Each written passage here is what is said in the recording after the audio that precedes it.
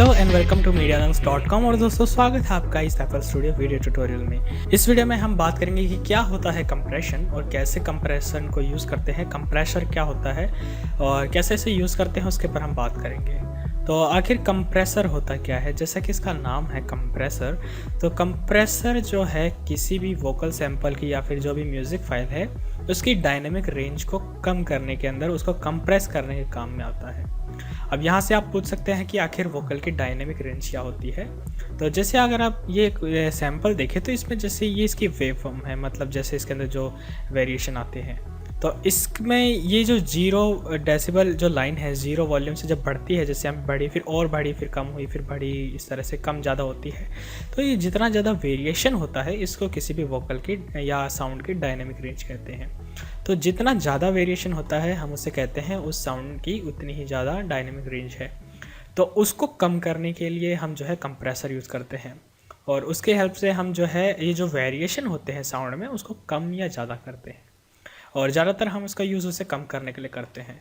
जैसे for example आप इसको अगर सुनेंगे, बहाने बना कर आते रहा, तो ये एक्चुअल में एक डेमो प्रोजेक्ट है अग्निवेश का बहाने बनाकर सॉन्ग। तो वहाँ से मैंने वोकल सैंपल लिया है और इसमें आप देख सकते हैं यहाँ पे, जैसे अगर मैं FL स्टूडियो में मिक्सर पे जाऊँ, यहाँ पे आप मास्टर में देखेंगे वॉल्यूम पे बहाने बना कर, तो शुरू में वॉल्यूम -3 डेसिबल 3, फिर ये लगभग नीचे 9-12 के आसपास थी।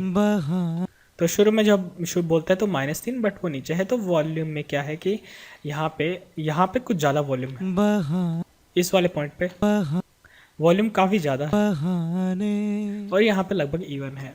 अब अगर हम मान लीजिए आप सॉन्ग को इसको मिक्स कर रहे हैं बैकग्राउंड म्यूजिक के साथ, तो हो सकता है कि यहाँ पर ये वाला जो वर्ड है इसकी वॉल्यूम ज़्यादा है तो आप इसकी वॉल्यूम को कम करेंगे, ठीक है।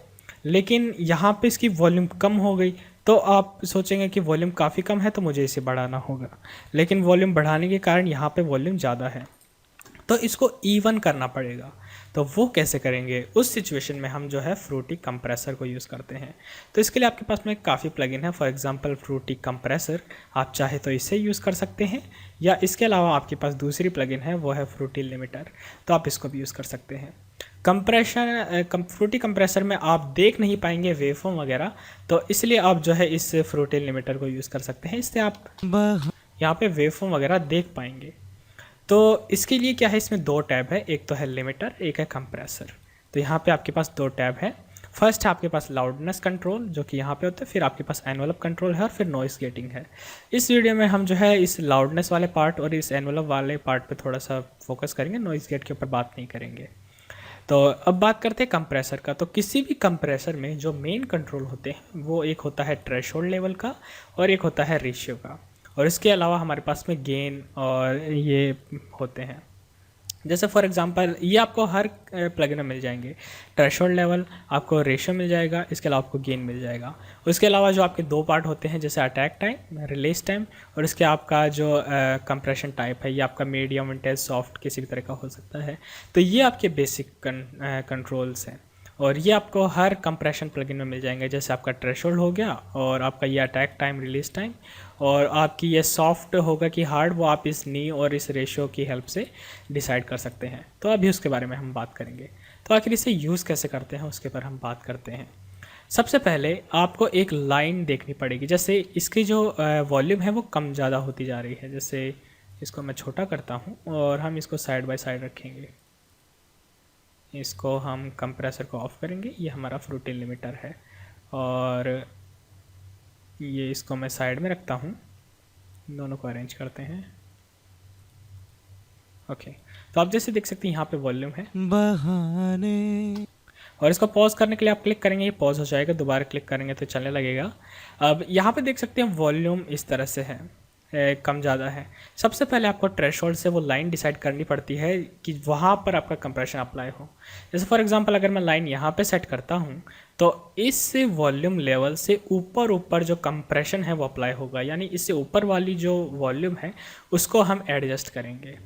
तो अगर आप इसे काफ़ी कम करते हैं तो काफ़ी ज़्यादा कंप्रेशन अप्लाई होगा। अगर आप जैसे इतना ऊपर रखते हैं जैसे यहाँ पे, तो सिर्फ इससे ऊपर वाला पार्ट जो है वो कंप्रेस होगा। तो ये पूरी तरह से डिपेंड करता है आपके सैंपल को। इसे हम थ्रेशोल्ड वैल्यू कहते हैं। एक बार जब आप इसे सेट कर लें तो उसके बाद हम जो इसका रेशियो है वो डिसाइड करते हैं कि वो कितना इसे कंप्रेस करेगा। जैसे आप ये लाइन देख सकते हैं यहाँ पे, इसका मतलब है जैसे आप एक मान के चलिए ये जो ट्रायंगल बनता है इस तरह से, ये उतनी ही वॉल्यूम को जाने देगा। जैसे फॉर एग्जांपल मैं प्ले करता हूँ, बहाने बना कर आते बहाने। जैसे आप यहाँ देख सकते हैं वो जो लाइन थी उसके अकॉर्डिंग इसने इसको दबा दिया। तो ये लाइन जैसे जो पीछे वॉयलेट कलर की है वो आपकी इनपुट थी, लेकिन ये वाइट कलर का आउटपुट है। तो इसमें वो पर्पल वाली थी, उसने इसको दबा दिया। तो ये वही काम करता है। अगर आप इसको और नीचे लेके जाएंगे और ज़्यादा मैं रेशियो को बढ़ाता हूँ तो इसे और ज़्यादा वो दबा देगा। बहाने बना कर, जैसे आप देख सकते हैं इसने काफ़ी ज़्यादा दबा दिया। तो आप इसे अगर और थ्रेशोल्ड कम कर दें और काफ़ी ज़्यादा दबा देंगे और इस तरह से आप रेशियो नीक और बढ़ा दें बहाने बना कर, तो आप देख सकते हैं वॉल्यूम लगभग इवन हो गई है। अब होता क्या है, कंप्रेशन के दौरान जब ज़्यादा कंप्रेशन लगाते हैं उस सिचुएशन में इस वॉल्यूम काफ़ी कम हो जाती है। तो वॉल्यूम को वापस बढ़ाने के लिए आप इस गेन नॉब को यूज़ करते हैं। तो इसकी मदद से आप वॉल्यूम बढ़ा सकते हैं। बहाने बना कर आते रहा तेरे पास। अब दिक्कत क्या है कि जब आप ज़रूरत से ज़्यादा कंप्रेशन अप्लाई करते हैं तो आपकी जो आवाज़ है जैसे वोकल सैंपल वगैरह वो ज़्यादा रियलिस्टिक नहीं रहते। तो उस सिचुएशन में हमें क्या है कि जो कंप्रेशन है वो ज़रूरत से ज़्यादा अप्लाई नहीं करना होता। ये पूरी तरह से डिपेंड करता है आपका म्यूज़िक स्टाइल वगैरह कैसा है। तो वोकल पे कभी भी इतना कंप्रेशन अप्लाई नहीं होता, लेकिन सिर्फ ट्यूटोरियल वीडियो के लिए मैंने आपको समझाने के लिए अप्लाई किया था। तो जैसे मैं इन सबको रीसेट करता हूँ राइट क्लिक करके इस तरह से, या ऑल्ट क्लिक कर सकते हैं, तो ये सारे इस तरह से रीसेट हो जाएंगे। बहाने। तो आखिर कंप्रेशन अप्लाई करने का सबसे अच्छा तरीका क्या है? सबसे पहले हम एक मिड पॉइंट ढूंढेंगे जिसके अराउंड वॉल्यूम चेंज हो रही है। तो यहाँ के लिए मेरे ख्याल से ये पॉइंट ठीक है। और इसके रेशियो जो है वो सॉरी नहीं रेशियो आप जो है वोकल्स के लिए आप यहाँ पे आप इसकी वैल्यू देख सकते हैं कितना अप्लाई किया है। आप वोकल्स के लिए 2.5 या 2 के अराउंड रख सकते हैं। वैसे पूरी तरह से क्या है, म्यूज़िक के अंदर आप सुन के पता लगाते हैं कि वो अगर रियलिस्टिक और अच्छा साउंड कर रहा है नहीं कर रहा। बहाने बना कर आते रहा। तो देख सकते हैं काफ़ी मिड सा कंप्रेशन है। आप चाहे तो इसको थोड़ा सा और थ्रेशोल्ड लो कर सकते हैं ताकि इस अगले वाले को भी थोड़ा इवन कर दे। और रेशियो मैं इसका लगभग 2.5 रखूँगा। बहाने। इसके बाद जो हमारे पास दो मेन कंट्रोल है वो है अटैक टाइम और रिलीज टाइम। तो आखिर ये क्या है? अटैक टाइम का मतलब होता है कि जैसे ही मान लीजिए थ्रेशोल्ड लेवल है उसको जैसे ही वॉल्यूम ने क्रॉस किया तो कंप्रेशन कब एक्टिवेट हो, तो ये आपका अटैक टाइम होता है। तो जैसे अटैक टाइम 0 का मतलब है जैसे ही वॉल्यूम इसको क्रॉस करी इस थ्रेशोल्ड लाइन को, ये हाथों हाथ उसी टाइम एक्टिवेट हो जाता है और उसको कंप्रेस करता है। अगर आप इसे बढ़ा देंगे बहाने। तो आप देख सकते हैं यहाँ पे थोड़ा सा कर्व है। अगर मैं इसको थोड़ा और बढ़ा दूँ काफ़ी ज़्यादा, बहाने। इतना भी नहीं, आपको बहाने बहाने थोड़ा और कम करता हूँ। बहाने। तो आप देख सकते हैं यहाँ पे जैसे यहाँ पे इसकी जैसे ही पीक आई तो उसके बाद में थोड़ा ये जो इफेक्ट है ये अप्लाई हुआ। तो यहाँ पे बीच में थोड़ा सा गैप था, इसने शुरू से ही दबाना स्टार्ट नहीं किया, थोड़ा सा टाइम लेके इसको दबाया है। तो इस सिचुएशन में अटैक जो है टाइम काम आता है आपका। और आप चाहें तो इसको यूज़ कर सकते हैं। वैसे जनरली अच्छा आइडिया रहता है कि आप अगर अटैक टाइम को कम रखेंगे 0 मिलीसेकंड, क्योंकि आपको वॉल्यूम कंप्रेस करनी होती है। तो हाथ उसके बाद रिलीज टाइम है आपके पास में। रिलीज टाइम एक तरह से डिपेंड करता है कि कितने टाइम तक ये एक्टिवेट रहेगा। अगर इसको आप काफ़ी कम कर देंगे तो आपकी साउंड डिस्टॉर्ट होगी। बहाने बना कर आते रहा तेरे पास बहाने। तो आपको क्या करना होता है, रिलीज टाइम को हमेशा एक मैक्सिमम नंबर पे रखना होता है, मतलब इतने नंबर पे कि आपकी साउंड डिस्टॉर्ट ना हो। बहाने बना कर। तो आप सुन पा रहे होंगे एकदम हल्का सा डिस्टॉर्शन है। शायद आप सुन ना पा रहे हो, बट आप दूसरे साउंड पे जब अप्लाई करके देखेंगे तो रिलीज टाइम को आप कम करेंगे तो आपको डिस्टॉर्शन सुनाई देगा।